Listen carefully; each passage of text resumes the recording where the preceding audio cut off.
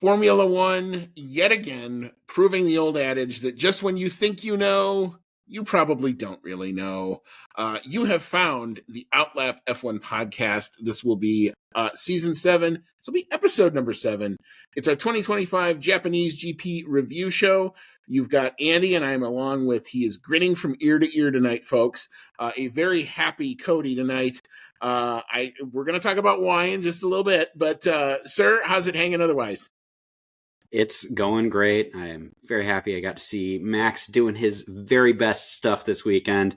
And I was even okay with doing it in the middle of the night. I was cheering for the whole neighborhood at, was that about 2 in the morning when Max got that pole that we're going to talk about, because it was just that awesome. But yeah, great time, great weekend. Yeah, I love it when I get the chance to wake up my entire building with Formula One stuff and nobody has any idea. Like, what is he doing over there? Watching my F1. Watching the F1, of course. And if you are a follower and a watcher of the F1 and you have found our show, welcome along, as many would say. You can find us, as always, on Blue Sky, X, Instagram, Discord, every now and again on Reddit, but also here on YouTube at Outlap F1 Podcast is the handle for all of that. You can see our link tree as to the different channels and where you can find our content.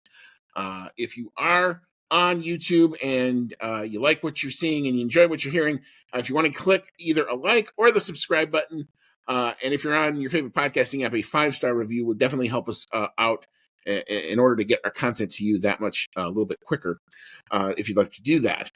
You can email the show either chatnow@outlapf1.com or our home email address, which is outlapf1@gmail.com. The chat now is supposed to forward it to the Outlap F1, so if it doesn't work on that one, just send it to the home address, and we'll definitely get it. Outlap F1 Nation, who continues to support the show, thank you so much to Dean Warwick, Yuri Dolchester, Paul Weaver, Quentin Warden, Kevin Kelly, Regan Stanzik, Timothy Brown, and of course, Jonathan Scott. Kevin Kelly on our little group chat after the end of the race said that race was so one-word descriptor, he had to stop. He just had to keep on drinking. So Kevin has had himself quite the night. But a shout out to you as a supporter of all things F1 and being up late along with the rest of us. If you'd like to become a member of that hashtag Outlap F1 Nation, and you can see our anchor page. It is an ask for some funds if you'd like to do that. $1, $5. Why do we ask for that? What does that do? It helps us keep our technology as relevant as we can, allows us to use this lovely recording platform that we're on, and allows us to try to make the show better. So that's all we're basically trying to do with that. All right. I'm just going to paraphrase Oscar Piastri for our headline of the day. I thought he summed it up brilliantly in the cool-down room, and he pretty much said, quote, "For a race that felt pretty much flat out, nothing really happened." Yeah, that's courtesy of Oscar Piastri, and at least for the race on Sunday, I agree with him. Suzuka, while it is an iconic and wonderful and amazing track, and the Saturday qualifying was absolute chef's kiss, the race was probably a bit hard to watch, especially if you weren't watching from the onboards. It was a completely different perspective to watch it just on the TV feed alone versus the TV feed with the onboard. So we're going to talk about all of that in a little bit. Cody, what is your headline of the day? It is the return of the king. It only took us till the 3rd race weekend in the season for Max Verstappen to upset the McLarens and get a very unexpected pole position as well as the race win. So, yeah, I can come away from this one happy that it was boring, because there was one part that we're going to get to in the race where I was kind of like, oh no, it's going to go away, and it didn't. So, actually, considering that it was pretty boring, I was actually pretty tense throughout the whole race because, I mean, we're going to just be up front here. Max won the race, and it was awesome. But he never really got further than 2 seconds away from Lando, and that had me kind of sitting on the edge of my seat being like, okay, come on, like open up the gap a little so I can breathe. And it never happened. In fact, it kind of went the other way. So I was on the edge of my seat despite the fact that nothing was happening. Yeah, I mean, it really was a race that, depending on what your perspective was and what you were paying attention to, they were going flat out. there is not a doubt in my mind after watching both Lando and Oscar's onboards that both of those guys were, if there was pace, they were trying to use it. Same thing with Max. We're going to talk about how Max kind of set up his car for the qualifying and what he did versus what his new teammate did in terms of downforce levels and just anyway, we're going to get into all that in a little bit, but I don't want to get all technical before we get into the fun of the qualifying recap. So we had the first 3 practice sessions, and I would say the headline out of the first 3 practice sessions was, one, Jack Doohan had himself a really nasty looking crash that cost Alpine one of their chassis. They had to get the spare chassis out. We will talk about what led to that. And 2, my other headline before the race on Sunday or before the qualifying would have been the grass is on fire. Right. Because the grass kept catching on fire and they kept having to stop the session. So it was a very interrupted FP1 and FP2 and FP3 sessions. But that led into a qualifying, and we had one delay for the grass catching on fire in qualifying as well. But that qualifying saw the following. All right. Of course, we give this guy compliments in our last review, and then he goes and does this. Lance Stroll, no better than P20 on the weekend. Yikes. P19 was Jack Doohan. We will definitely talk about his adventure. P18 was Esteban Ocon. P17 was Gabriel Bortoleto. And P16 was Nico Hulkenberg. P15, new team, not really all that much better. Was good in Q1. He was right on Max for a while, and then it faded away. We'll talk about what we think why. Yuki Tsunoda in the Red Bull. P14, out-qualifying the guy in the car that he just got ousted from, Liam Lawson in the Racing Bull. Interesting there. P13, Fernando Alonso. P12 was Carlos Sainz. However, he would not stay there. He was given a 3-place grid penalty for impeding Lewis Hamilton during Q1. P11 was Pierre Gasly, and P10, I thought one of the standouts of the weekend. We will talk about his weekend for sure. Oliver Behrman in the Haas. Good going there. P9 was Alex Albon in the Williams. Williams, again, 3 races, 3 Q3 appearances. That's becoming a trend. P8 was Lewis Hamilton. P7, you had to feel for this guy. All males on the planet should feel for this guy. And how he pushed through is kind of amazing. Isaac Hadjar in the other Racing Bulls in Q3 qualifies in P7 ahead of his hero and ahead of Lewis Hamilton in the Ferrari. P6, Kimi Antonelli. Just kind of going under the radar here, but he's put together some solid efforts early. P5 looked to be the primary challenger of the McLarens early, faded a bit in Q3. That was George Russell. P4, probably getting the most, I think, out of the cars, what they could offer this weekend, was Charles Leclerc in the Ferrari. P3 was Oscar Piastri. P2 was Lando Norris, who I thought pulled it out at the end. And then the Max factor happened. Max Verstappen with one of, I think we're going to talk about this lap for a very long time, 126.983, a new track record in the Red Bull that literally has no business being there. Wow.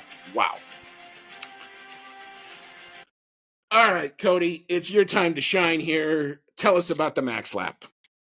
It was probably one of the best qualifying laps that I've ever seen. And I did watch the Max Verstappen gets pole at Monaco lap as well. So this was fantastic. I was on the edge of my seat the whole time it was happening because Max didn't look like he was going to be that competitive this weekend. Through all the practice sessions and even through Q1 and Q2, he was doing okay, but nothing really to write home about. I thought that this was going to be an easy McLaren runs off with it. And it looked like Lando Norris at first in Q3 had a little bit of a hard time putting together like the great lap. Oscar Piastri actually had a better lap than that on like the earlier runs in Q3.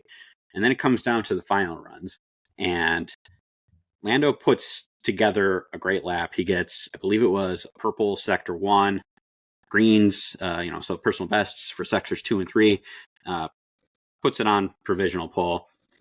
And they pan to Max as he's going and completing his second sector, and he's on personal bests for Sector 1 and Sector 2, and it says he's only, I forget how much it was. It was only like a few hundredths, like maybe like 800ths of a second or something like that, off of Lando. And I was thinking, oh my God, he might actually be able to do it. And yeah, when he comes over the line and beats out Lando by, what was it, like 12 thousandths of a second? Of a second, yep. Yeah, I actually cheered. It didn't matter how late it was. I'm sorry if I woke up my wife, but it was really amazing. And then I was kind of still on the edge of my seat because Oscar Piastri was coming around to finish his lap, and he actually managed a purple Sector 2 and a purple Sector 3 on his final run, but still missed out and actually qualified third because he did not get a personal best in Sector 1. I don't know if, what happened, if he just made a minor mistake or didn't get it quite nailed on as well. But this results in Max having the oddity of not getting any purple sectors on his whole lap time. He just was good enough across all three sectors that he just barely eked it out. And, this goes to show just how well, we've said it many times, how Max can drag any car into competition, because this car did not look the best at all this weekend, and he just kind of seemed to pull it out of nothing at the very end on that last run. He even said it, I think, during one of his interviews, that he felt like he was going to crash like 5 different times during that lap. And all I can think of is he's just got to be sitting there going, well, this is my last chance. I might as well go for it, especially if he's looking at his deltas going into that third sector. He's like, if it's going to happen, it's going to happen now. I might as well just push it that little extra bit and see what happens. And yeah, he managed to eke it out. Very popular. And my favorite part of the whole thing is Max tends to, be fairly collected on the radio when he does great. And it's probably because he's had some really dominant seasons where he got used to getting lots of poles and getting lots of wins and just saying, oh, it was simply lovely over the radio. But you could tell that this one was really special because he actually cheered with like enthusiasm over the radio after they told him he got the pole, and seemed actually a little bit at a loss for words, which I thought was really cool that he was that excited about it, and it meant that much to him because he must have known that he really hooked up what was, I guess, almost a perfect lap. Yeah, I mean, firstly, the setup changes that Red Bull had done over the course of the weekend, if you compare just the rear wing levels between what Max's wing looked like and his teammate looked like going into qualifying, they had mentioned it on the broadcast that, it was slightly different. No, it looked like half a wing type of difference. Max's rear wing looked like something you would see in Monza. Yuki's rear wing looked like something you would see in Monaco. So Yuki was definitely being a lot more conservative, not wanting to crash the car in his first weekend, just get through, and I'm going to kind of be where I'm going to be. And it clearly translated in the lap time for Max, because where he was beating the McLarens were on the straights. Straights and the hairpin were the two spots that he was able to somehow pull back just enough lap time to get in front of the McLarens. The McLarens and the S's were fairly dominant throughout the course of the weekend. And even in bits of Sector 2 were pretty good. If they could nail the Degners, they were getting a lot of good lap time out of it. But sometimes Lando and even Oscar would go over it and, would kind of mess up the lap a little bit. That's one of the reasons why Lando's first attempt was not so good. He ran a little bit wide at Degner 2, and that caused him to now have to do the one lap with all the pressure. And he goes out there, and I'm watching it on the timing, and I'm like, okay, there's the first purple sector, which we kind of knew was going to happen. And I'm like, okay, get through the Degners. And he got through the Degners, and I'm like, okay, this is going to be good. And then he comes up, and he takes pole away from Oscar. I'm like, yeah, at the time, it was the first lap into the 126s, and you almost sit back and you go, okay. And I'm looking at Max, and I was not discounting it. And one of the themes that I've said throughout the course of the season was going to be Max factor. What could he do just because he is who he is? And I'm watching this timing, and I'm like, okay, Lando's got him in Sector 1. Lando's still got him in sector 2, which is where the hairpin is, which I'm like, okay, if that was going to be where Max was going to get him, it was going to be through that section. And I kind of even sat back a little bit in my chair, like, okay, he's probably going to get third, and it's going to be a nice lap, but we're gonna be okay. And then I just see him, he crosses the line and he goes up to the top step, and I was literally sitting there going, how did he do that? Wait a minute, how did he do that? So for 4 minutes after the qualifying ends, well, meanwhile they're lining up on the interviews, I'm not paying attention to that. I'm digging into the timing. I'm like, where did he pull that out? And it turns out 500ths in sector 3 over Lando. So that's where you're coming into the heavy braking zone. You're taking curbs on both sides of the car. And he definitely, everybody had taken a very aggressive line on the inside coming to the start or to the finish line. We were talking, when you look at the ghost car comparison, if that's a finish line and a start line, if it's a start/finish line at the end of the pit lane, that's Lando's pole. if it's where it ended, it's Max's pole. But all that having been said, I thought up until now, 2022 Monaco, Max down by 0.3 going into the last sector, pulls it out and pulled 0.2 on Fernando Alonso, was probably the best qualifying effort I'd ever seen, just because of the lack of area to make up that kind of lap time.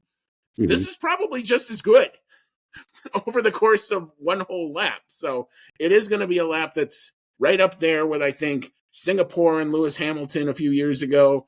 It's going to be one of those all-time ones that we're going to look back on and go, how the hell did he do that? Mm-hmm. Yeah, it's not like he kind of stole it away by Lando or Oscar making a mistake either. No. They had excellent lap times. I mean, Lando's lap time, I think, would have beat the track record anyway. Yep. And he just barely got pipped. So I think it makes it all the sweeter that it was completely on merit and that it was up against pretty much the best on offer from the McLarens, and just managed to get it anyway. Yeah. So I even said, I mean, what else can you do? You just tip your cap. Just say, okay, you got that one. I can't complain. Had it only been the first run where Lando made the mistake, you're always sitting there going, oh man, what could have been? Could he have done it? This?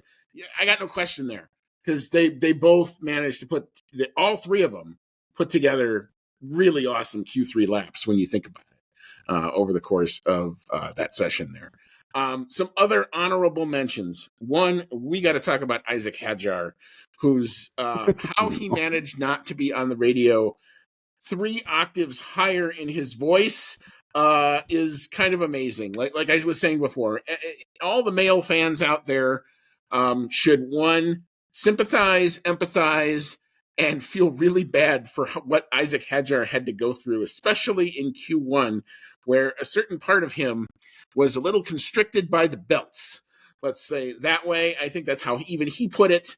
And he managed to go out and get out of Q1 with that. And all I got to say is, dude, mass respect. I don't really know what else to say about that. But other honorable mentions: Oliver Behrman getting Haas into Q3 for I think the second consecutive race, especially after their really bad start in Melbourne. And comparing Behrman to where his much more experienced teammate is, 8 places higher is mentionable for sure. Also, Alex Albon getting Williams into Q3, 3 races, 3 Q3 appearances. Like I said before, that's a trend. And Kimi Antonelli, the guy that you're not really paying attention to, doing okay, doing just fine, it seems, in the Mercedes. Cody, any other big thoughts? Yeah, my same feelings towards Isaac Hadjar for somehow going out there and putting in a good qualifying lap with his, family jewels all crunched up in his seatbelt. I can't imagine going into that, feeling that discomfort. And, these guys are on pretty much autopilot, right? They tell him to leave the garage and they go. And you got to imagine he's sitting there going what have I done? There's nothing I can do about it now. he did sound a little not quite panicked on the radio, but getting there, being like, guys, like, we really have to do something about this. I'm having the same problem as before. Can I jump out of the car after this run? Yeah. But yeah, going into that first braking zone, he must have been sitting there like rolling his eyes, being like, oh, God.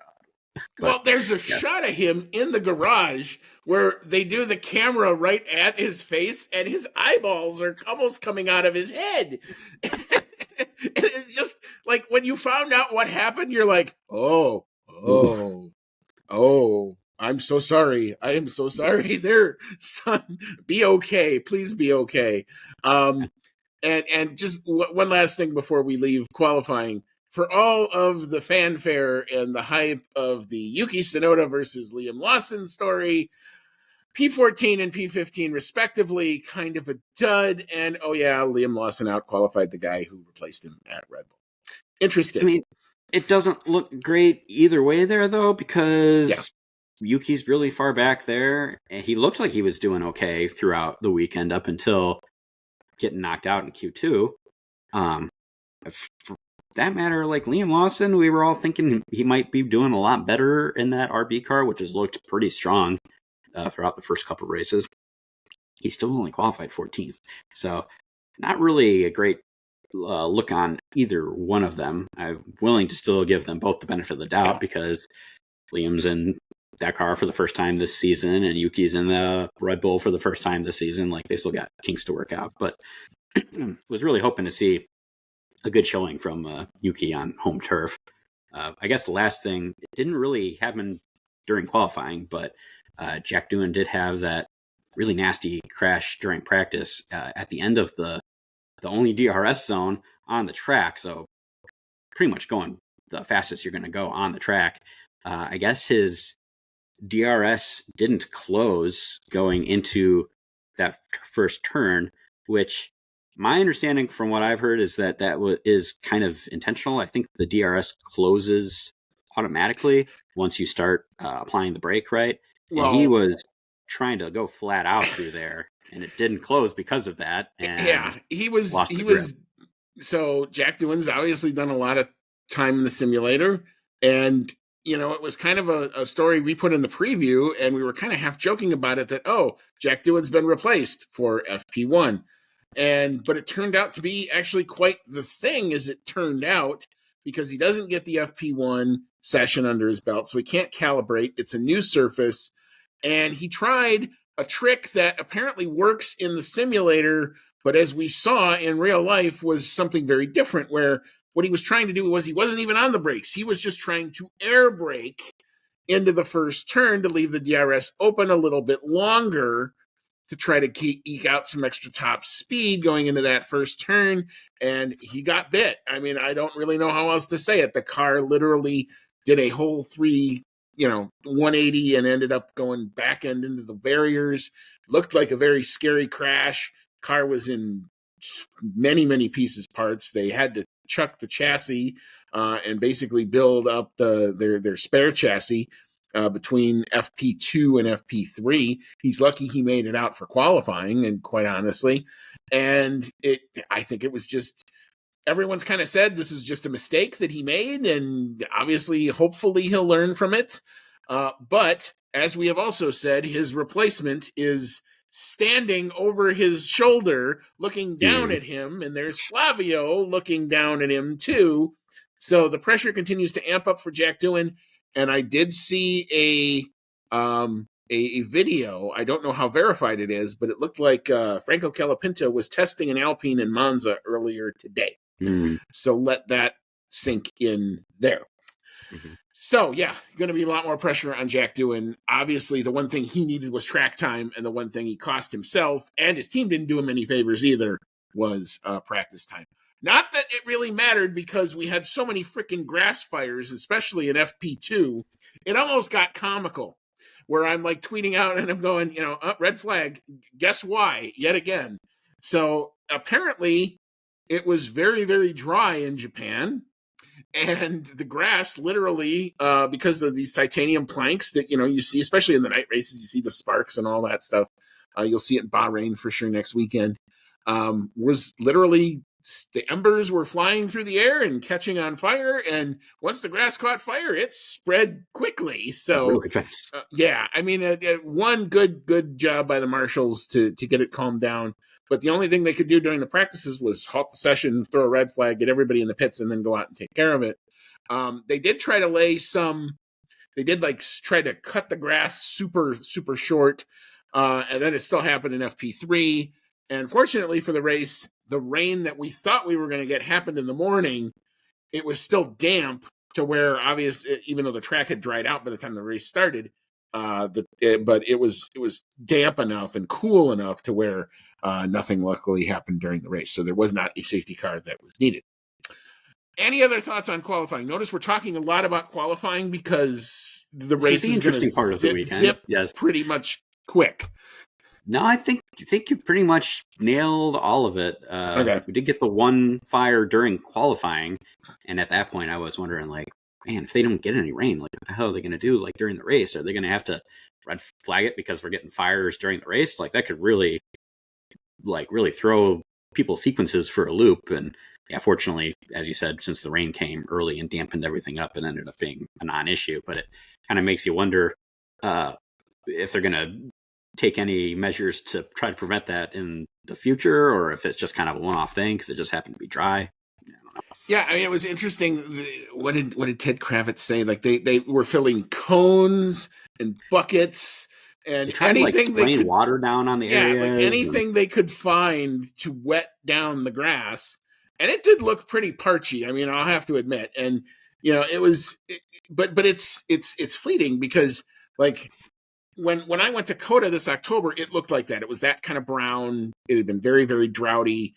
When I saw the race for MotoGP, which was at Circuit of the Americas just a couple weeks ago, all that grass was now lush green because it's done a lot of raining in that part of the world over the course of it. So it doesn't take much to fix that problem, climate-wise, but it was just a kind of an odd thing. Not anything I think anybody had in their bingo cards going into this weekend for sure was that we were going to have 4 red flags during practices for grass fires. But anyway, all right. So the great qualifying, which got everybody all hyped up, was leading into the race. And then, look, we're just going to be honest with it. The race probably lacked some of the drama. It was, in a lot of ways, kind of a procession. That doesn't mean the drivers weren't trying hard. That doesn't mean that things weren't on the edge. Doesn't mean that there wasn't tension, but we will get into all that in just a minute. But we're going to start with the back markers. And again, we give this guy a bit of praise, and look what he does with it. Lance Stroll in the Aston Martin, just a weekend to forget, does not get any better than P20 and is the only car to finish one lap down on the leader. P19 was Gabriel Bortoleto. P18 was Esteban Ocon. P17 was Liam Lawson in the Racing Bull. P16 was Nico Hulkenberg. P15 was Jack Doohan. P14 was Carlos Sainz.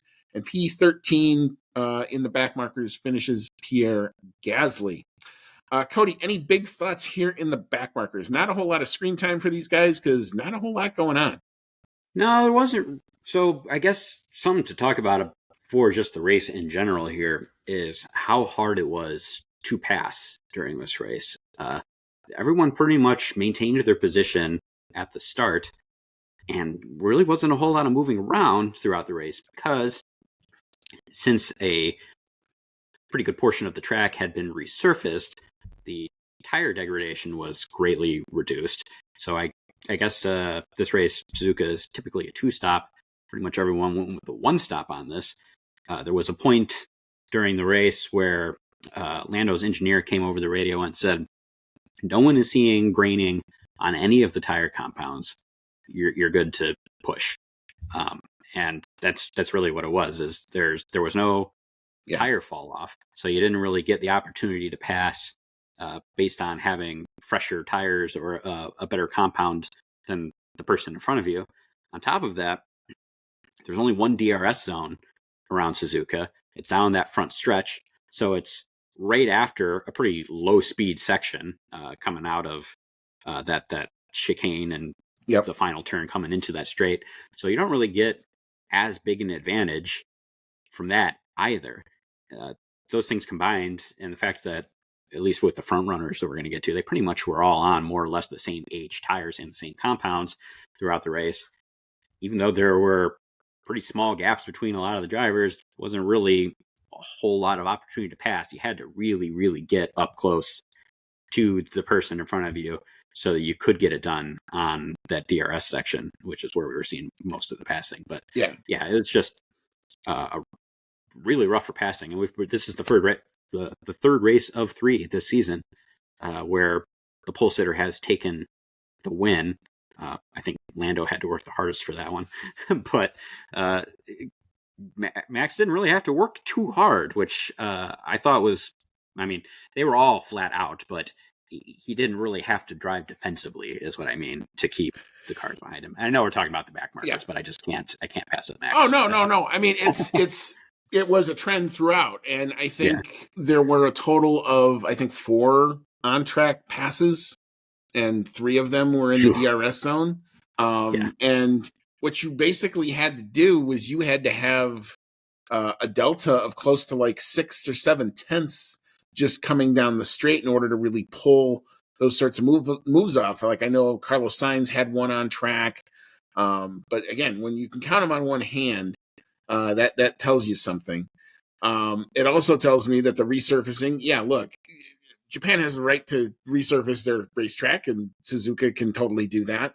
But what I think Pirelli had anticipated going into this race was the typical 2-stop, hardest compound of tires available, maximum tire stress, maximum drag that we were going to see. And you took the part of the first, the starting straight and the S's that does the most damage to the tires, and you've resurfaced it. And you've taken all of that bite, at least in year 1, out of the track. And so you ended up with Kimi Antonelli at one point running with a 35-lap medium stint to open the race, which was not anything that Pirelli had predicted. When they came out, they said first stops were supposed to be between lap 15 and 20, and then the second stop was supposed to be around lap 39 with about maybe 15 to go. So, but what you never got that drop off. Like even on the Antonelli 35-lap stint on fresh hard tires that both Max, Lando, and Oscar had, they were only pulling like 0.6 of a second a lap back on Antonelli. It almost felt like at some point you could have done the Nico Rosberg come in on lap 1, throw the set of hards, and wait to see if they drop off type of situation. Mm-hmm. I mean, it was kind of going in that direction. So I think Pirelli kind of got not screwed over, but I think they were in a no-win situation because they anticipated a dead level being one spot, and then it clearly wasn't. And again, I don't want to fault Suzuka for resurfacing their track. Obviously, they thought they needed to do it, and obviously for the long-term longevity of that facility, it's a good thing to do. But in this circumstance with these cars where clean air is such the priority, as we are seeing, it is like being on the upper level of the gunfight. And if you're down here and the guy with the clean air is up here, he's got so much of an advantage. It just did not promote a whole lot of overtaking, and there wasn't any tire offset that could necessarily get there either. So we saw a lot of running around. We saw a lot of hard racing.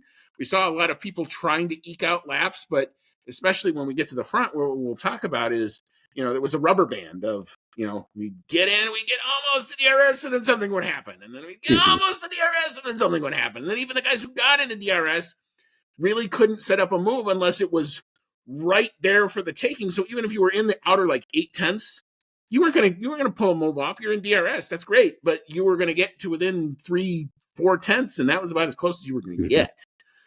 But anyway, I don't really have much to talk about here in the back markers. It's just the only other thing that I would say out of this is we did have some pretty stark contrast between performance of drivers in the same team. I got Lance Stroll 9 positions off of Fernando Alonso. You got Esteban Ocon finishing something like 30 seconds behind Oliver Behrman. You got Liam Lawson finishing like 45 seconds behind Isaac Hadjar. And Carlos Sainz, finishing back in 14th, while Alex Albon still surprising all of us and being the big Williams point scorer so far. Yeah, definitely some good runs and poor runs within the same team from this race. Yeah, so I guess we'll just talk about we'll just give you the midfield results. P12 was Yuki Tsunoda. P11 was that aforementioned Fernando Alonso. P10, Oliver Behrman in the Haas, getting a solitary point for that team. Big things for them. P9 was Alex Albon. P8 was Isaac Hadjar, feeling much better in the car on Sunday than he did on Saturday for sure. P7 was Lewis Hamilton, who did probably, I think, have the overtake of the day, if there was such a thing, on Isaac Hadjar. P6 was Kimi Antonelli. P5, we'll just kind of have to talk about the disappearing Mercedes pace, because they look really good in practice and they just didn't go anywhere. That was George Russell. And P4, like I said, probably getting the most they could at this point out of their car and their package versus what they had, especially what they had to compromise after China, was Charles Leclerc in the Ferrari. Yeah, I think you mentioned it before, the contrast between the less experienced drivers and the more experienced drivers on certain teams, with the exception of Ollie Behrman and the exception of Isaac Hadjar. Some rookies were doing okay, some were not. So I think if you're saying that this was the driver's track, maybe this is a decanting on driver skill at this point. Yes, and some of the, like you said, some of those rookies coming in and really showing their stuff after retiring before the race even got started in Australia. It's really good to see Isaac Hadjar making a good comeback, showing his stuff, getting good points for that Racing Bulls team. His first points in Formula One. Yeah, exactly. Outdoing his teammate, who is now his fresh teammate in that seat, but Liam Lawson does have some experience in Racing Bulls. A little different car last year, I suppose, but was expecting to see them maybe be a little bit closer in this race, especially since Liam Lawson is known to have quite a bit of experience racing around here, especially from his time racing in Super Formula. Yuki Tsunoda, all things considered, I think probably had a decent weekend for his first time in the Red Bull. Yeah. I was hoping that he would come into the seat and really show at least pretty well, so that it would, kind of silence all the haters that he's got who are thinking, oh, maybe Liam should have stayed in the seat. And for that point, I think actually they should have kept Liam in the seat longer, gave him a better shot. But what's done is done. So you really hope Yuki comes into this and succeeds. And it was lukewarm qualifying. I might even be a little generous for, going out in P15. Did make up a few spots, but still missed out on the points. So it does show just how difficult it is to drive that car, even with Yuki using what was probably a more forgiving setup on the car. We'll just have to hope that he improves from here. Yeah, there's a stat that's pretty telling. Do you know who the actual number 2 point scorer is for all Red Bull teams at this point? The number 2 point scorer for behind Max Verstappen. So Max has Sebastian No, not of all time. Not of all time. Oh, okay. In 2025. Oh, who is the second best Red Bull scorer? Yeah. Probably got to be Yuki Tsunoda, right? It is Isaac Hadjar with the 4 points between all their teams today. Okay. So in the Red Bull family, he has 4, Yuki has 3. So there's Max on where he is with 61, Hadjar with 4, Yuki with 3, and Liam with none. It's the cringing is not going to stop, at least over the course of this week, at least for one more race. I have a funny feeling, but yeah. That's a brutal one. A team that I think was just trying to get through this weekend and probably get to Bahrain where they can make some changes to their car, I think, was Ferrari. Both Hamilton and Leclerc have said, because of the respective disqualifications, that they were running with their setup kind of compromised. Lewis's car not as close to the ground because they were worried about the plank wearing again. So they didn't want to take the chance. So they kind of compromised some of their speed, and hence Hamilton only qualifies in P8 and only manages to get P7. Although, again, I thought, of the overtakes that we saw, all 4 of them, Lewis's on Hadjar was probably the best one going down the main straight there. All right. Any other thoughts in the midfield before we focus on the race for the win? No, because most of the exciting stuff really was happening with those front 3. Yeah, so if there was tension and drama, it definitely was amongst the 3 cars in front. Max Verstappen versus both McLarens. P3 coming home unable to get any better than where he qualified was Oscar Piastri in the first McLaren. P2 was Lando Norris in the second McLaren, unable to improve from his starting position. And P1, riding the clean air pretty much all the way to the victory, was Max Verstappen in the Red Bull. 1.4 seconds, the margin of victory, although Lando had an off on the very last lap. So it may have been a little bit closer, but, it's a race where if you just watched it on TV, you're probably not understanding how really tight this was because the timing and the onboard showed you just how much they were really trying to eke out every little bit on every little lap and trying to make minor adjustments to eke out tenths and hundredths. And it really came down to that throughout the course of this race. So Cody, take us through it.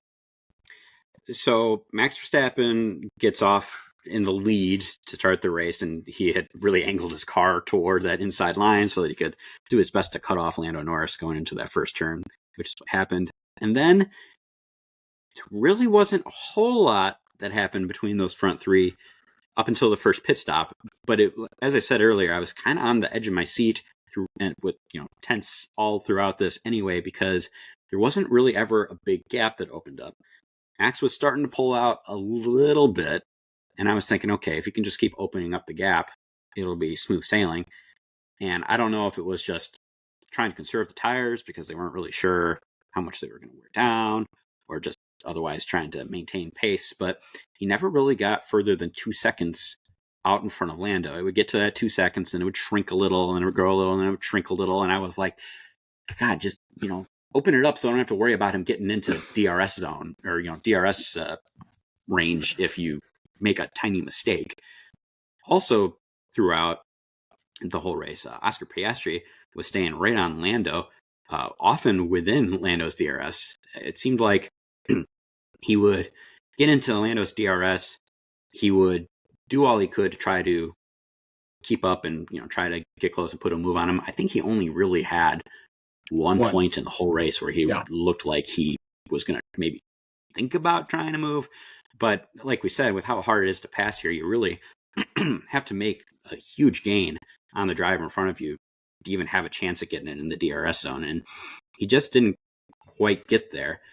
There was a lot of talk, especially, between pundits, if they should have switched drivers so that Oscar Piastri could have a chance to try to make a move on Max. I personally don't think that was really warranted or, was even really had a case to be made for it, because Oscar was trying to make the move on Lando and he couldn't get that done.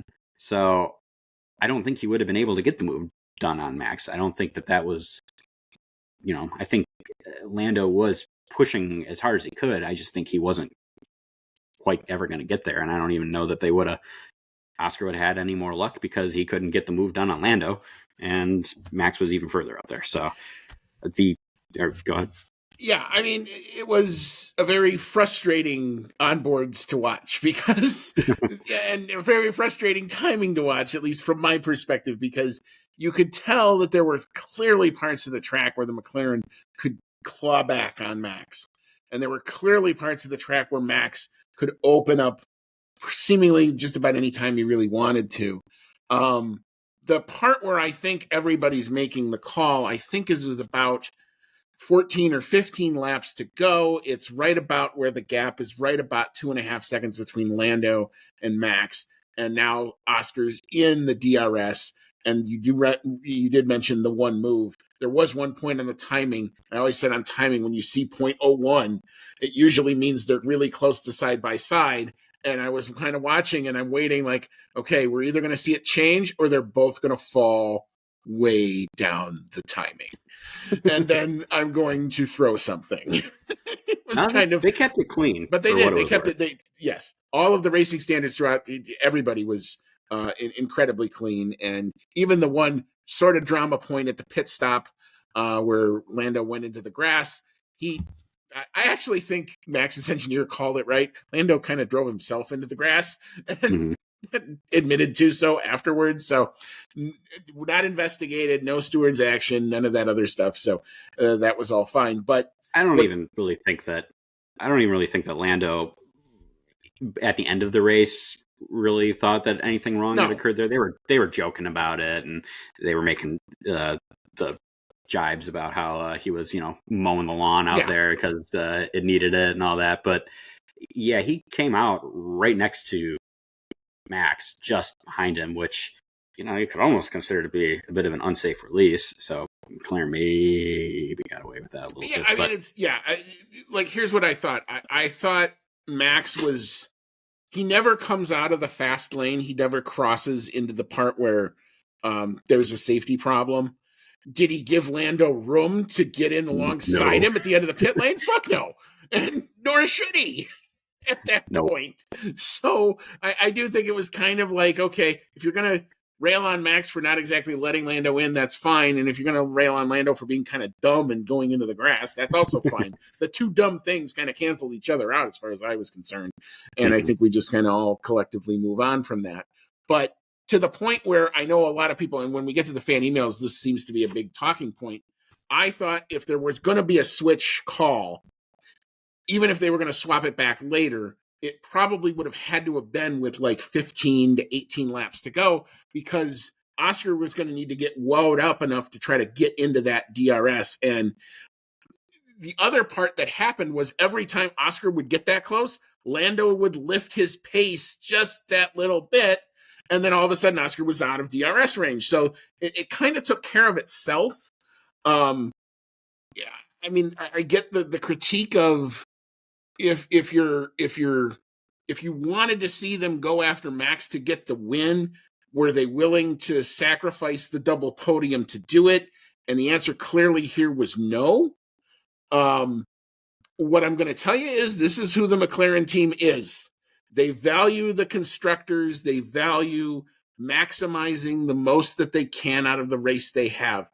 I can understand the frustration because I felt it too, where it's like, if you tried to stretch out, maybe you get more. And that they even said, why did they pull Piastri in first? Was because they were worried about the potential pace of George Russell. Now, to me, that was completely Yeah. wrong. I'm like, that was one of my, like, that was the point where I'm like, what are you doing? Like, come on. Don't do this again. He's not a threat. There's 3 cars in between the two of them, and there's no way he's making up that gap to you. Stop it. Stop it. Your car's quicker. But the other part was, I lost my train of thought. But anyway, I'll find it later. But So frustrated by that strategy call. The one that oh, no, what no, I no. found. Now I remember. The part that I got it on the pit stop was I was shocked that they followed Max in. Yep. So I Because was they going to say had that. tried this in other places where they gave Lando the clean air and they said this would be your race. This was where it was going to be. And with the DEG being as low as it was, I would have thought the call would have been box opposite whatever Max does that lap. If Mhm. Max stayed out, then you come in, you try the undercut, you see what you roll your dice, you take your chances. If Max boxes like he does, get that car as so good in clean air and give him 2-3 laps. And hey, if the overcut works, great, then you've got it. And if not, then you're right back where you were. And I think what they were trying to do is they thought their pit stops were going to be better, and they got the second back. It just wasn't enough. Mm-hmm. That pit stop was really, I think, what sealed the deal for Max. He got out in front of Lando.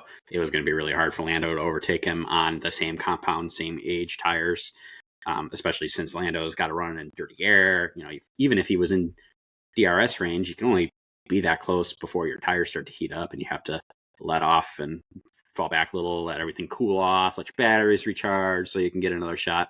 And I agree with you that I think they should have when Max came in there, they should have maybe let Lando stay out, because you're taking a big risk by pitting them at the same time, because these pit crews are so good at what they do, and they're very infrequently making any Yeah. errors that are going to cost more than a second. And so you're really relying on your pit crew doing that much better a job than the Red Bull crew to try to get him out in front. I think that was riskier than, leaving him out for another couple laps where we've seen the low deg, where maybe in the clean air he gets something out of it and he's able to pick that up on Max that way. I don't know how well the undercut would have worked, because a lot of the teams were saying that they wanted to extend their stints, because since the tire deg was so low and there is just the one DRS zone, that the pack was staying pretty closely grouped together, so there wasn't really any good openings to pit and come out into. You're almost certainly going to be coming out in some form of like dirty air or traffic, and so if they tried the undercut, you might have run into that issue. But they were in a position to try the overcut, and they just didn't take it. I think they were a little too conservative. Yeah, like I was going to say, if there's a critique to make, I think that's where you can make it, because we've seen them in other places value that clean air, and it's clear. Like, again, understand what you have in your car. Your car is awesome if it is in clean air, but you got to get it into the clean air to really ratchet it out of there, and you just couldn't do it. And then, to Max's credit, however he was attacking that hairpin, both McLarens were suffering a lot because of just that part of the lap.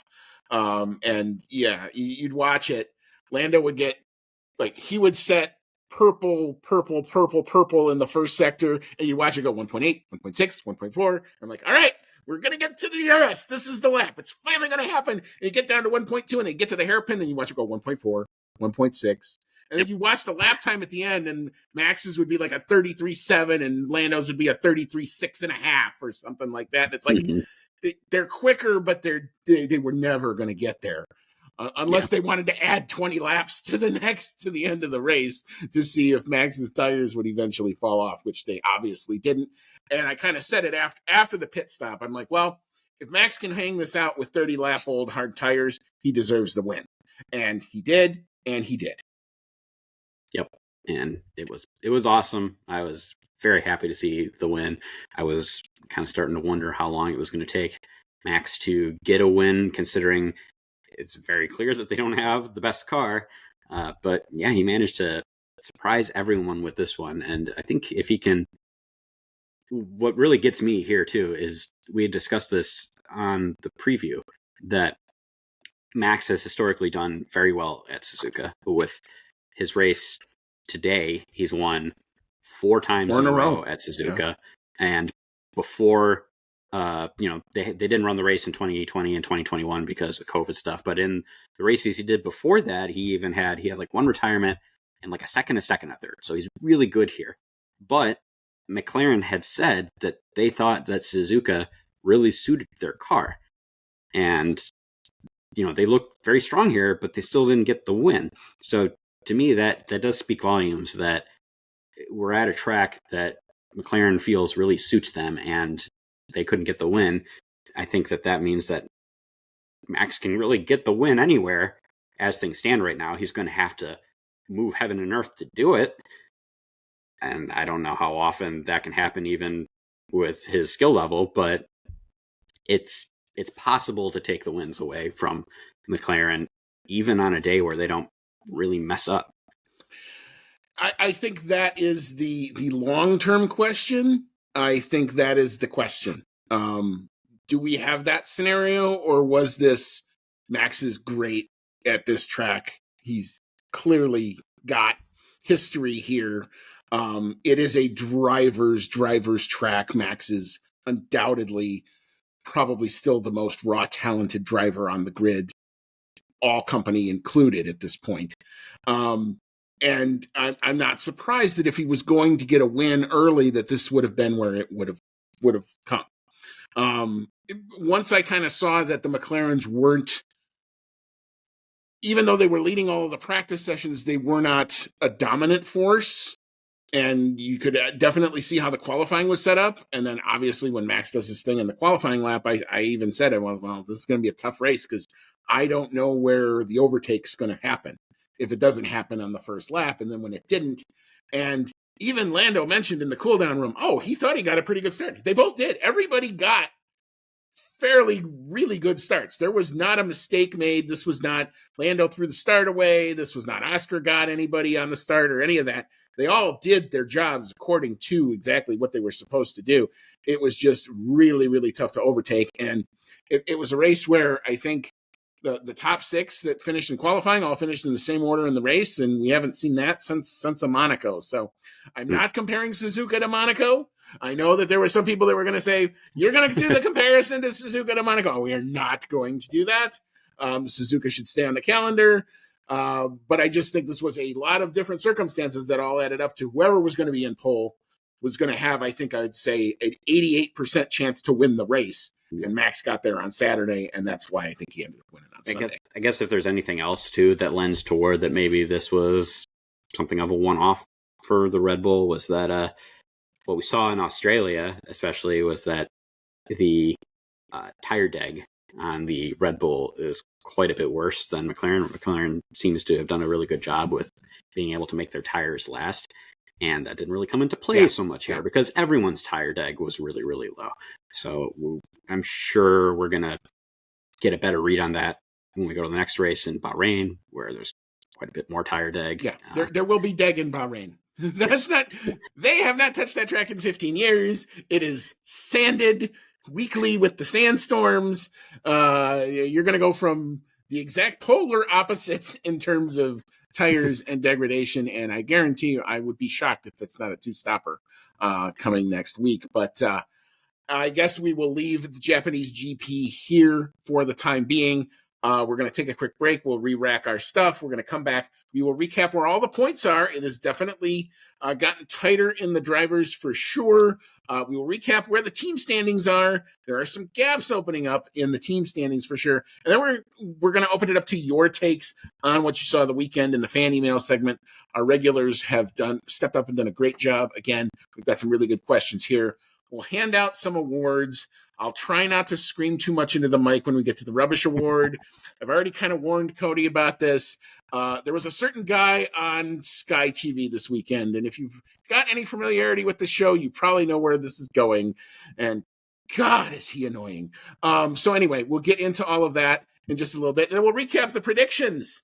I've gotten off to a pretty good start. I was up 2-0. Is that still the case after this weekend? Come on back and find out.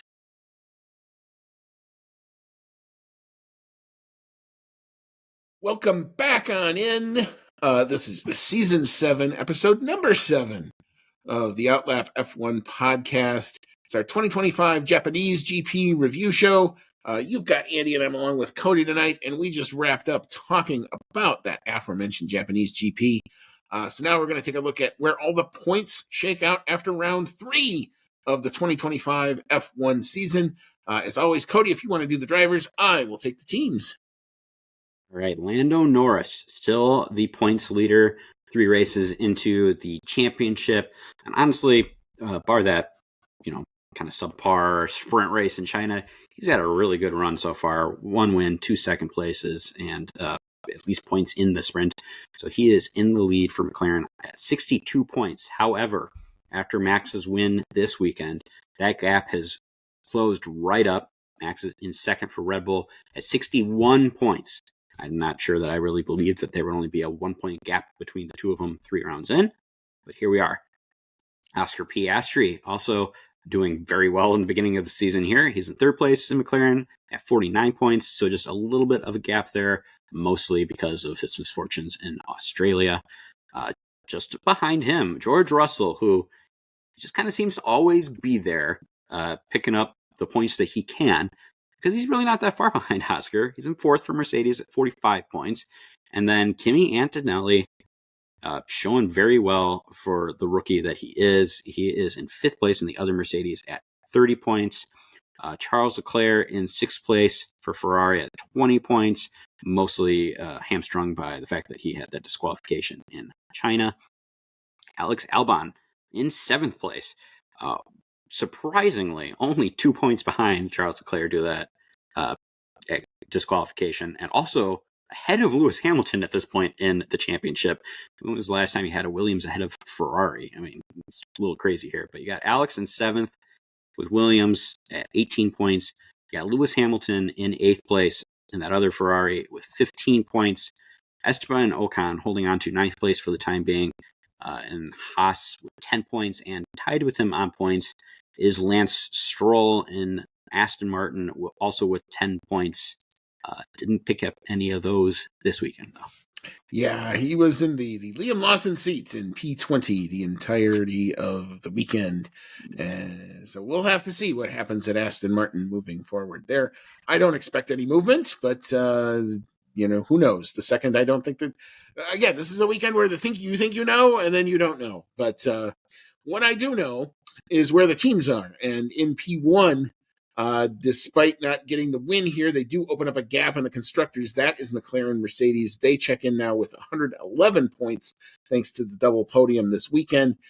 Mercedes are only up to 75, so that is now a much bigger gap than what it was. P3 on the strength. This should just say Max Verstappen at this point.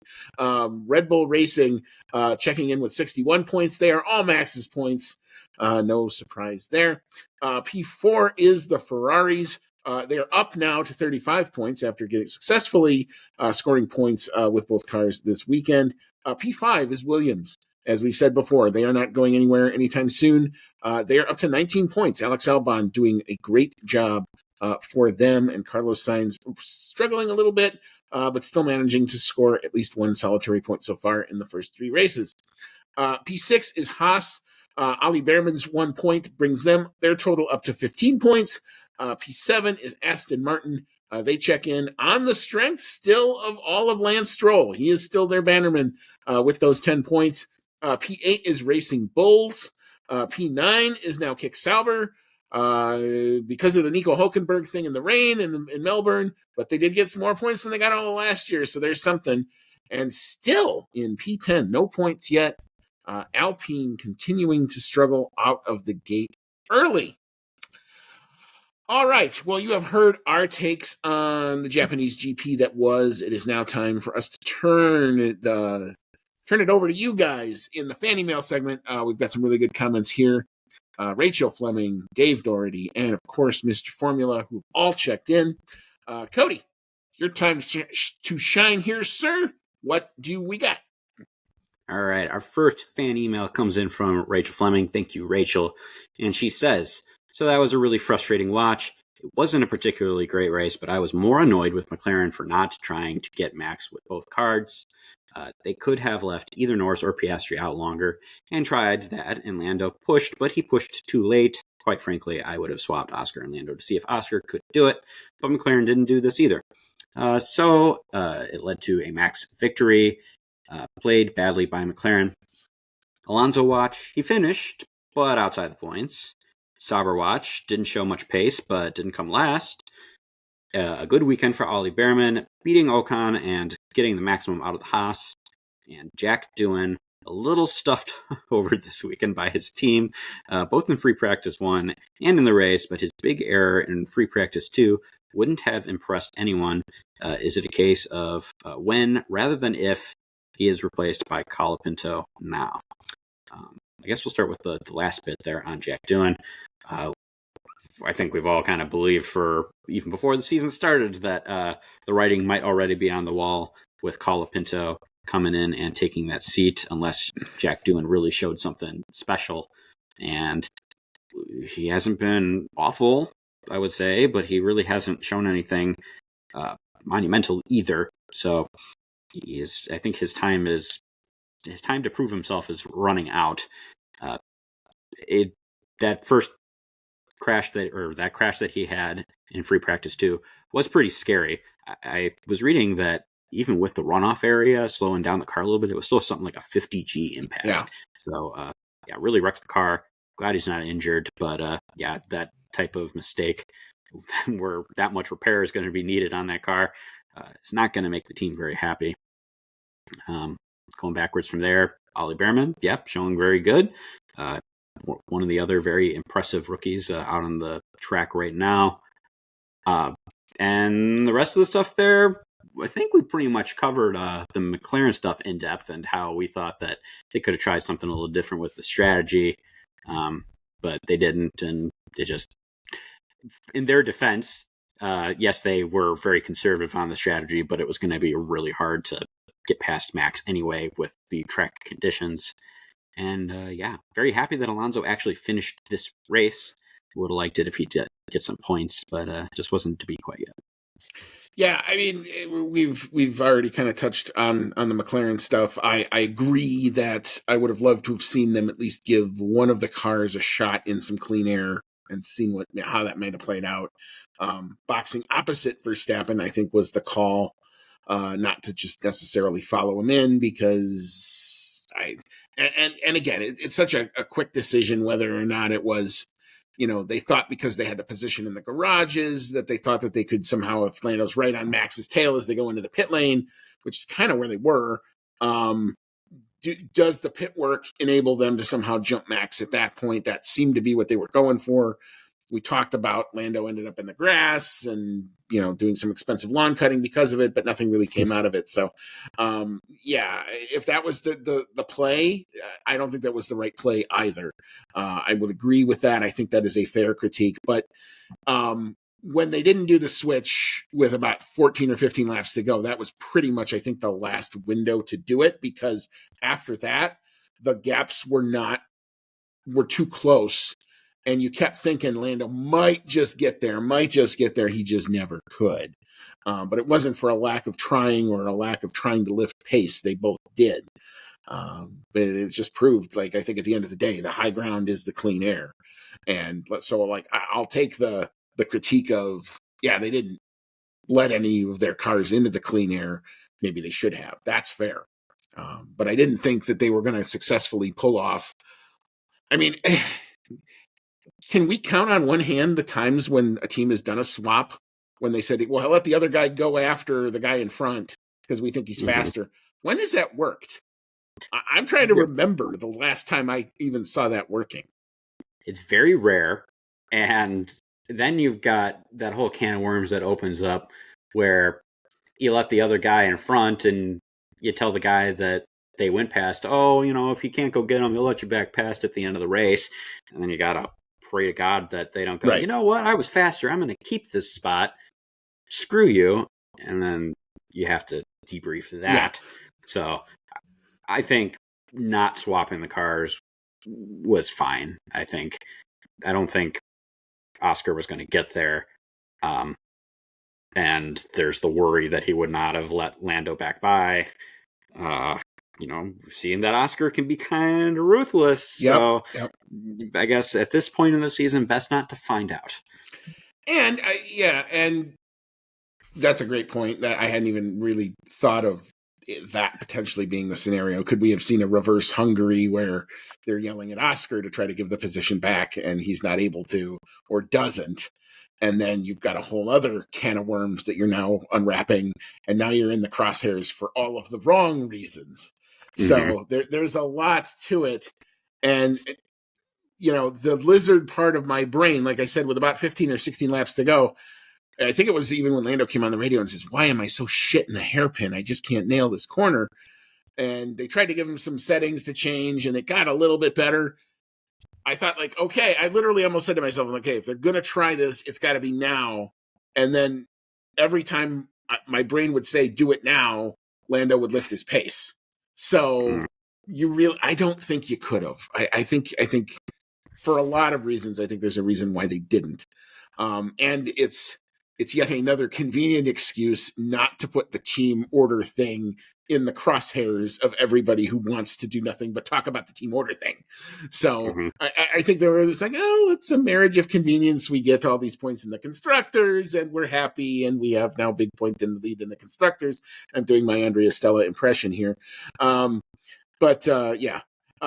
Jack Doohan, we talked about him when he had the crash. I don't think he's getting any favors from his team, and he's not doing himself any favors by trying a trick that, quite frankly, I don't know why you try on your first flying lap to try that trick. Just get a feel for the car, get your laps in, get what the tires are doing. If you're going to try that and if it's the end of Q1 and you're not you're in the bottom 5, maybe that's when you pull that thing out and you see if it works. Mm-hmm. Not in free practice, too, when it's your second flying lap in the car. And I think he learned that lesson, and it certainly sounded like he learned that lesson. He was very contrite about it kind of after the race. So we'll see kind of where that goes. Yep.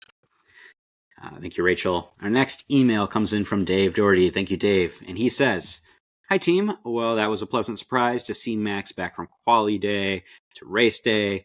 Do you think Red Bull will be back in the fight, or is this a one-off? I thought Tsunoda was pretty much good in the Red Bull, and I love that Kimi was leading the race for a bit. I hope Mercedes can do better in the next race." Yeah, that's a little bit of trivia for you, that Kimi Antonelli is now I believe, the youngest driver ever to lead a race. I guess they were saying on the broadcast that this was his last chance to become the youngest driver to win a race, which that record is held by Max Verstappen. Yep. So cannot take that record away from Max anymore. But he does now hold the record for the youngest driver to lead the Grand Prix. And it was cool to see him up there for a little while. I'm sure we're going to see that with much more consequence at some point down the road. On the topic of Red Bull being back in the fight, or is this a one-off? We were kind of starting to touch on that before.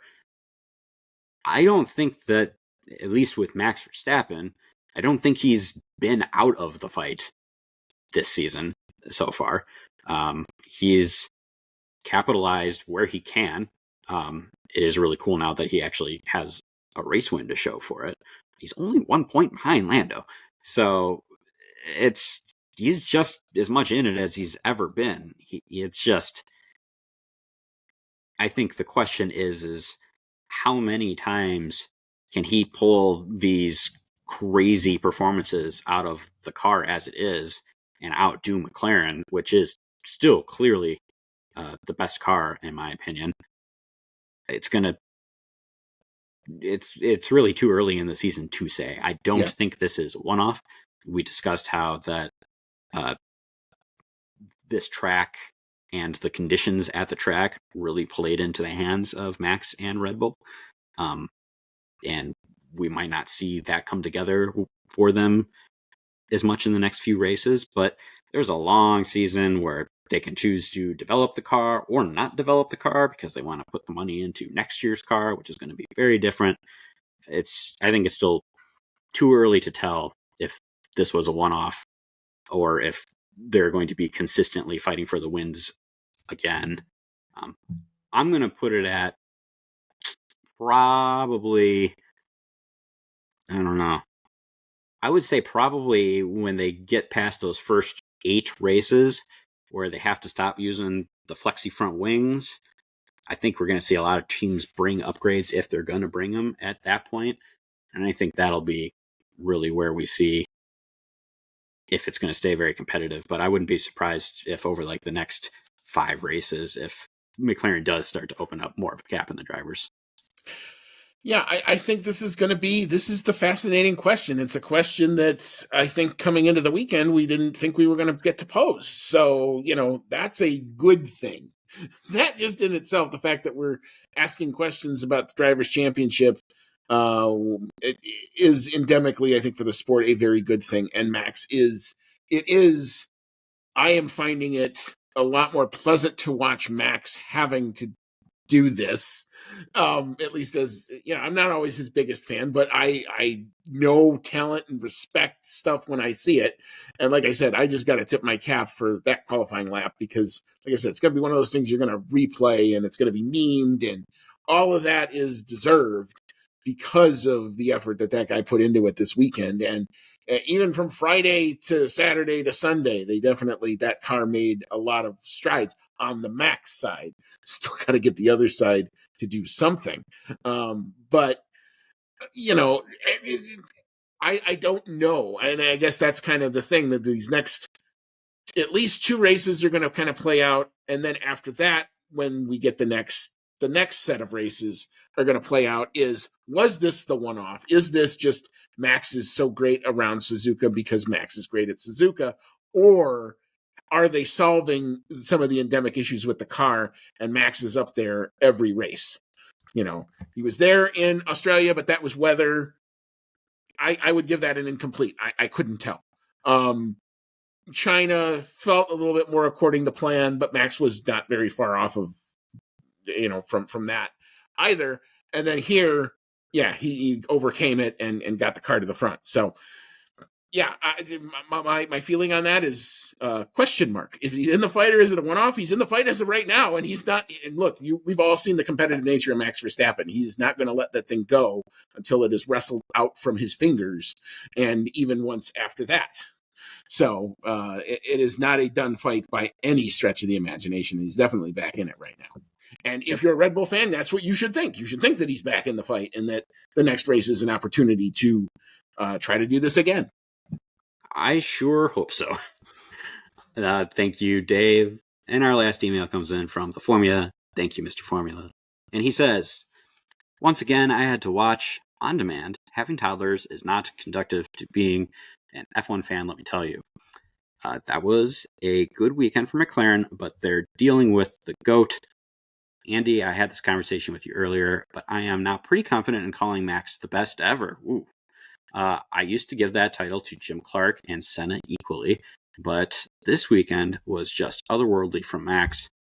Also, did you catch that new camera angle facing to the inner part of the front wheel brake duct area on Alonso's car? It was an odd choice for a camera cut as it didn't show much of anything of interest. Also, I do think there was a brief window where McLaren should have considered letting Oxter go after Max. If he couldn't overtake, then swap back again to let Lando get P2. Right. It is always a little scary when you try to name the GOAT, because you're always going to piss off somebody. Honestly, I think your choice of having Jim Clark in there for the GOAT is a pretty fun take.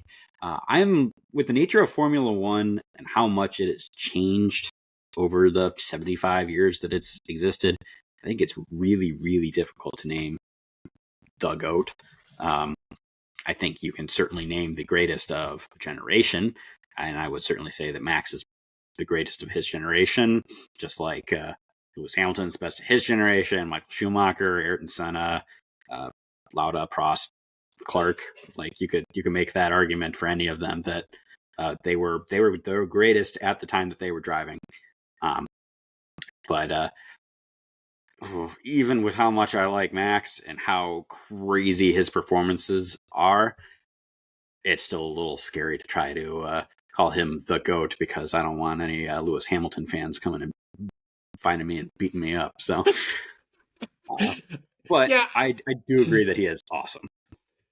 I'm more of an era person, and I think you use the word generation. I think it's much more of an era, because obviously Max and Lewis are racing against each other. Yeah, they overlap. Yeah. But I think in Lewis's era, he was just as dominant as anybody else, and some of that was the technology, some of that was the car, but a lot of that was also Lewis and just the stuff that he could do with the car. There were things that he was able to do that have my jaw on the floor. I referenced the Singapore lap. That's one of those moments, the same type of thing where it's like, how did he do that? Like, you just look at the time and you go, how did he do that? And recently, I would say, I think in terms of the most amount of driving talent, I would give it to Max Verstappen, even in this era, even though he's not leading the drivers at the current moment. But I mean, 4 consecutive drivers' championships kind of speaks for itself. There really isn't anything more you can say about it. And the season in 2023 was just on another universe that we may never, ever, ever see that level of dominance ever again. Because I think they'll make it by regulation. They just won't allow it to happen. So I don't think you're ever for the best. Yeah, no, I agreed, but I don't think you're ever going to see anything like that. So there are, at least now, with there are some foils in Max's life that he has to kind of deal with, if nothing else. And we're going to see over the course of this season if Lando and Oscar can turn into true opponents for Max, and where that happens in the drivers. And we got a long way to go before we get to those answers. So that's going to be a lot of fun to have that revealed over the course of the season. So yeah, I mean, I'm much more of an era. Senna in his era, Senna and Prost were 1 and 1A. I mean, they're good in different ways. They were both awesome at what they did and awesome in different, almost 180-degree opposites, but they managed to still kind of get the same results. So it was fascinating to watch that. I never got the chance to see much of Jim Clark or the the Sadly, 70s battles between Ferrari and McLaren during that era, and Niki Lauda and all that other stuff. So, I mean, there's a lot. And yeah, I think in his era, in this era of regulation, until someone rips it from Max, this is going to be the Max Verstappen era. And I think that kind of says all you need to know about where his talent is, at least at this point. Now, for the camera angle thing, I did not personally notice that camera angle or notice that it was new. However, talking about camera angles did remind me of something in the race that kind of irked me a little bit, and that was the only really exciting part of the race was where Max and Lando pit at the same time, and they really dropped the ball on the direction for that part, because first of all, I see on the timing feed that they're both in the pits, and I'm like, oh my god, show it. And then they finally do, and as they're pulling out of the pits, like next to each other, they pan to Charles Leclerc's pit stop, and I was like, no, show it.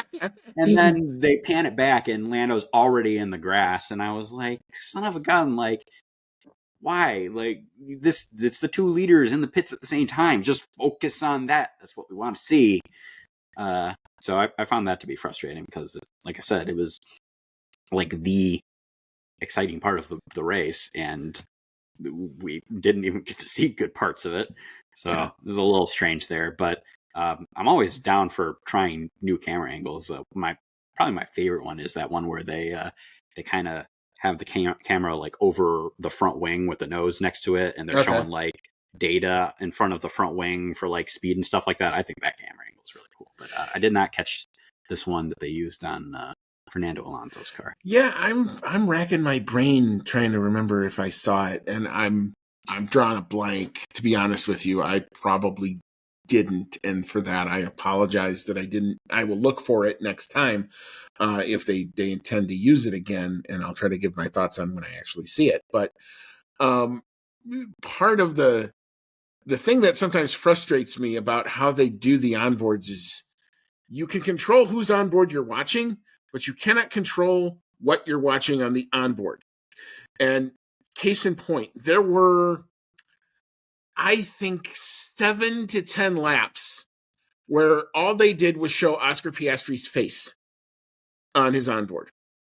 I don't know if somebody fell asleep or didn't hit the button to go back to the main view or what. And I get like they have to sync it up with like if they're going to use the feed, and I can kind of tell when they're going to do it. But once he's off the main feed, go back to the base angle, would you please, across the board? Because otherwise, like, there are times when that's the proper angle and there's a great perspective that gives you, but I don't know where he is on the track. I don't know who's around him. I don't know if he's going through traffic. I don't know any of it other than looking at the timing screen. And in this new F1 TV, since they've done the updates to the new tier, the timing is about 45 seconds in front of F1 TV.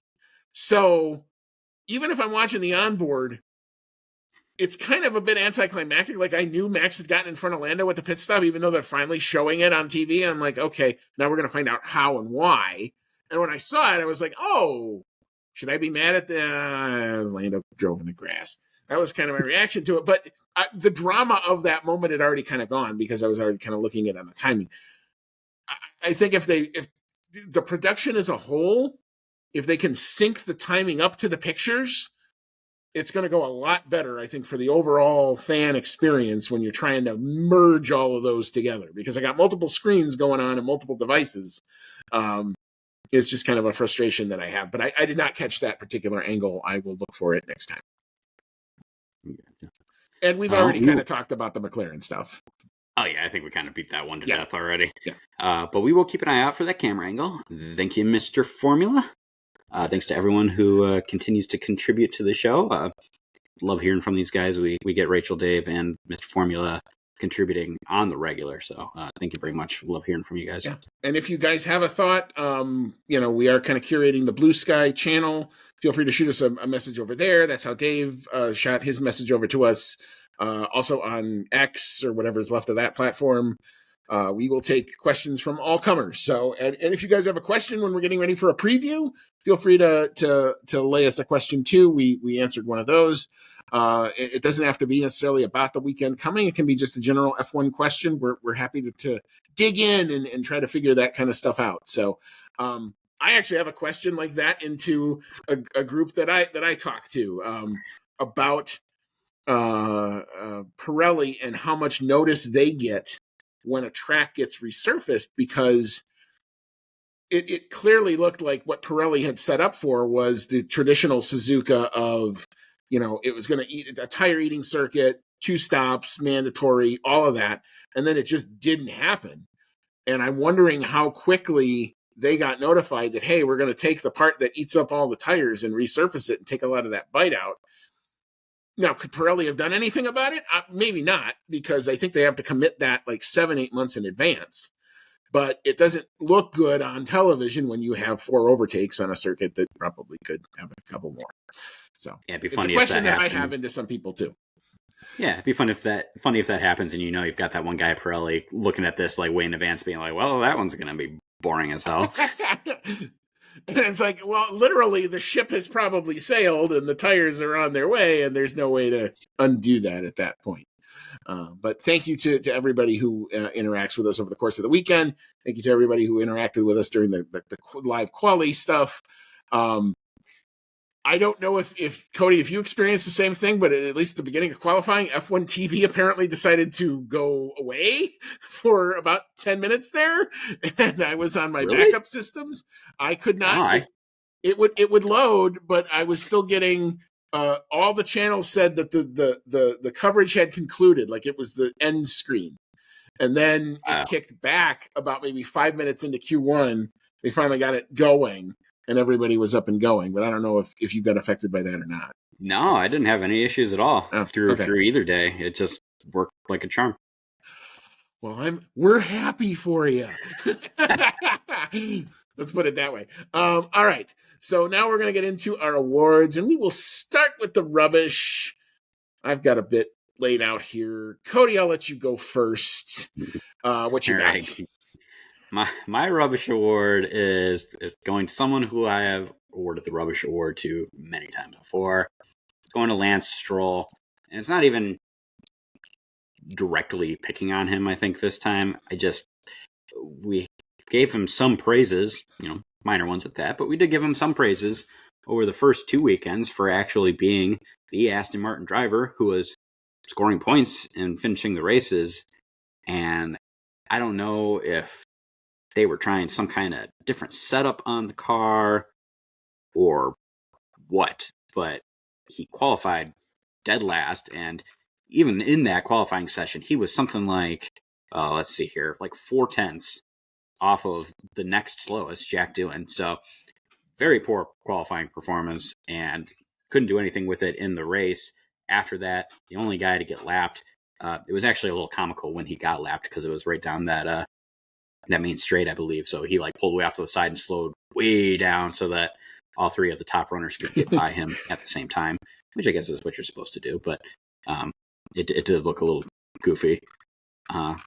And for his sake, I really hope that maybe this was just a one-off and they were doing weird stuff with the car, because as much as it is easy to hate on Lance Stroll because he's super rich and his dad is super duper rich and owns the team, and we know that he's never going to get fired because of that.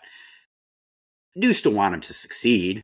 Like, I want it to be interesting. I don't want, like, Alonso just to wipe the floor with him. Like, it would be cool to see some actual competition going on there. It's possible. I mean, like right now, we look at the points. Lance Stroll has all 10 of them, so it's a weird situation happening at Aston Martin, going on for sure.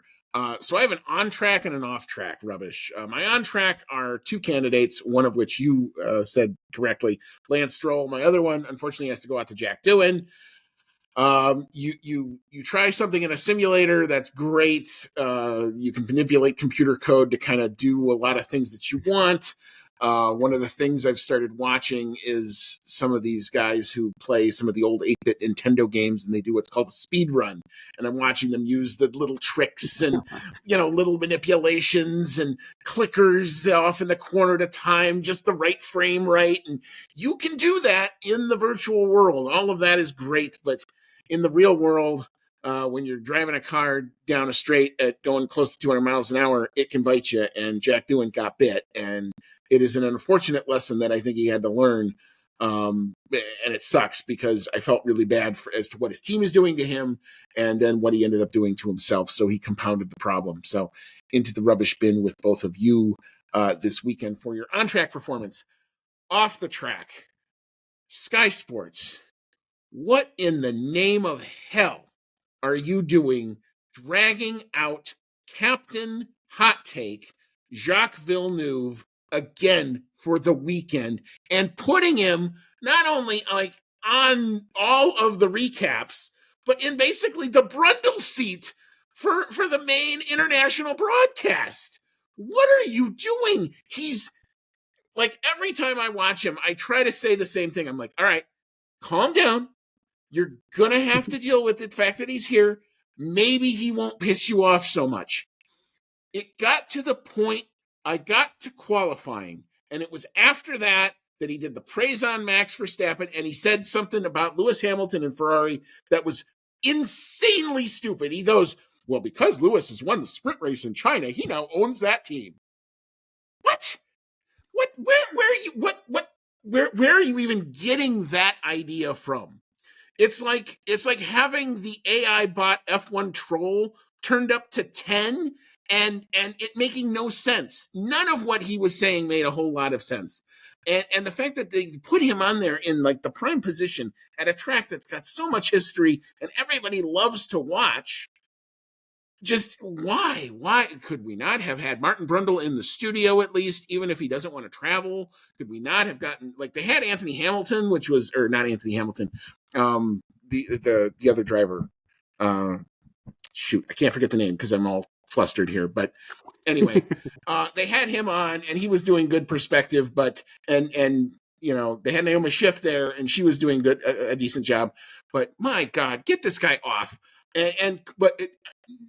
Contrast that with what F1 TV did with Chris Medland, who is a guy who's been a journo in that paddock for a long time. He's grinded his stuff out. That's a guy that I have a ton of respect for. I retweet his stuff all the time because he's an honest guy and he gives it to you straight. And they had that guy on F1 TV. And I got to tell you, after watching both of them, F1 TV wiped the floor with Sky this weekend. Wasn't even close. So just do better. You go out to you're running the international broadcast, for crying out loud. It goes out to billions upon billions of people. Do better than Jacques Villeneuve. Get him off of there. God. I loved getting the text from you being like, I just need to let you know that Jacques Villeneuve was on Sky again, and I'm going to rant about it. And I was like, you go for it, man. Like, we've been here. I was a little snarky after about the 8th different hot take. And, look, I get the Lando Oscar thing is a talking point. I'm not going to shy away from that over the course of this season, despite the fact that I'm a big McLaren team guy and I believe in the team philosophy that they're doing. That having been said, when you try to make it to be like they're at each other's throats or they're waiting for one of the other ones to screw up so that they can pounce on the other one, that's just not how it is. It's it may play out, and we may end up with some odd or cringy moments that we're going to have to deal with when we get there. But until we get there, stop making shit up. It just drives me The nuts. worst that they did this weekend was Oscar saying, "Hey, I think I'm faster. Can I get past to take a stab at Max?" Right. And they pretty much just said no. Well, they didn't say anything. They didn't even say no. Yeah. They just kind of said. Well, they said this is Lando's pace. Lando's pace. Oscar's like, yeah, but I think I can go faster, and then nothing came of that. But right. Yeah, I feel like maybe you can take that and try to blow it out of proportion, but really, it's all drivers do that. If they've got a sniff, they're gonna be like, hey, can we trade positions? So I can try. They're all gonna try that. I don't think it's anything indicative of like they're at each other's throats and they're gonna, yeah. So anyway, it just drives me crazy. Like, I'm sure he's going to be back for Canada. I'm going to have to take a deep breath for that. But goddamn, there's a lot of people out there who they've let go who bring a lot better perspective, in my opinion, than this guy. But whatever. All right, we'll move on to analysis paralysis. Yeah, I think we actually have some agreement here, maybe for different reasons. Cody, what you got here? I don't think there was any extremely strong analysis paralysis out of this race. If I'm going to give it to anyone, I think I got to give it to McLaren, because I do think they had opportunities to try something different to go for the race win, and I don't think it would have even really cost them that much. I think that even if they had been less conservative with their strategy, I think they probably still would have ended up with second and third, even if it didn't go quite their way. But you got to really try something. If you're pitting Oscar to cover Russell, who's like way behind you, I mean, I got to think that even with how hard it was to pass here, that Oscar probably could have gotten past George Russell right now. And you're pitting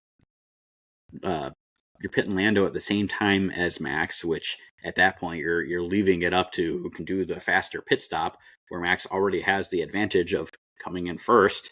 So your pit crew would have to do something outstanding to get past at that point. I really do think that they could have tried something, and they just decided that they were okay with leaving it up to the pit stop or the drivers to get it done on track, and it just didn't happen. Yeah, I mean, I agree, and I will also kind of give the analysis paralysis to McLaren this weekend. You clearly know clean air is where it's at, and the fact that you didn't give either of your drivers a sniff at clean air, even if that would have meant hanging someone out. Like, okay, if you're going to pit Lando at the same moment that Max is pitting, you leave Oscar out to try to disrupt some of the air, and maybe he catches fire and the overcut works, and now it's a 1-3 with Max in the middle, and it's a different ball game with Max not in the clean air. That's what I think, given the situation, when you don't get him on lap one, and you didn't get, like, lap one, I did not expect there to be a lot of fireworks. And even right after Max got the pole, I said, okay, where this race is going to come down to is the end of the tire stints. If McLaren can make which is generally kind of on their tires, make them last that little bit longer than Max can, Max is going to have to box, and McLaren's can get into clean air, and that's where the race is going to be won and lost. The fact that they didn't even try that is frustrating, and I get that as a fan. I also will tell you, this is they are who we thought they were. They're going to protect the P2 and the P3 almost at their peril. And sometimes we're going to get frustrated with them because they do that. Now, the natural fix to that is go blitz the qualifying next race and don't make this an issue and be in the clean air and control it from the start. That's how they fix it. Yep. And they got the car to do that. Yep. And we're going to see, if that Bahrain race run and testing was real, because that's where we're going next week. All right. So we'll move on to our dark horse of the day.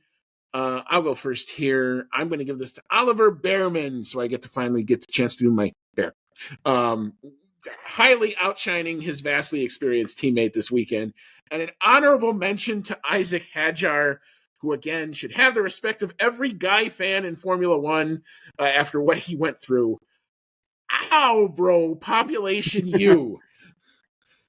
Yes, I'm actually going to give my dark horse to Isaac Hedjar because, nut crunching aside, he did actually have a pretty good weekend and managed to get well into the points. 8th place is very good, especially for that Racing Bulls car, which we've seen has some serious potential in these first few races. And he outscored both his former teammate in Yuki Tsunoda and his new teammate in Liam Lawson. So, coming off of how rotten his first week in Formula One was, I would say this is quite the turnaround. Yeah. And in the interviews, I have to say, he's a likable guy. I actually really have started to like him, and he's going to make that Racing Bulls team something that I can pull for, because he's got a very dynamic personality. He's a little bit reserved, but you can tell that he's not just happy to be there.